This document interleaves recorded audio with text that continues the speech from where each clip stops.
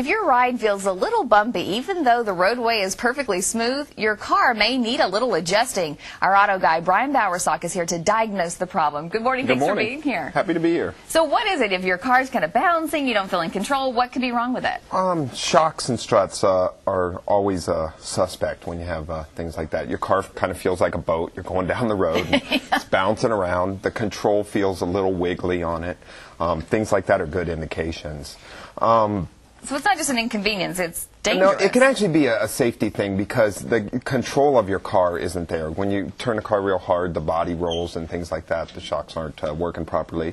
And other things such as a shock's main job is to keep the tire on the ground. Without shocks on a car, I don't know if you've seen cars without them before, the car will continually bounce is what happens. And it makes it very difficult to keep control of the car, obviously, if you hit some really, and we drive quite fast here in San Diego on the freeway, so it can become very, very important. Bad shocks can create tire wear.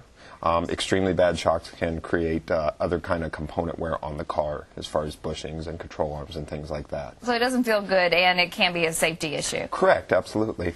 One of the things that's really important, it's very simple with shocks and struts, is that we obviously take a look at them and check them. There's several things that we look for.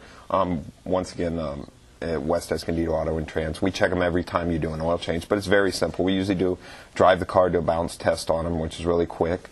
All right, well, we've got a full screen up here letting people know what to look for, the kind of indicators that there's a problem. So we've got the leaks there that are a problem on the housing. Dents on the housing or strut shock.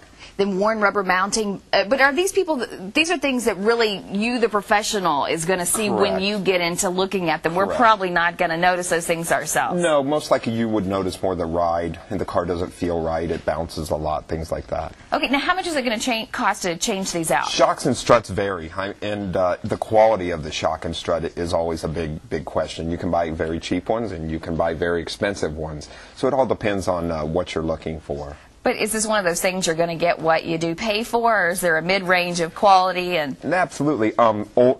Cheaper shocks obviously wear out, can be very short lifespan.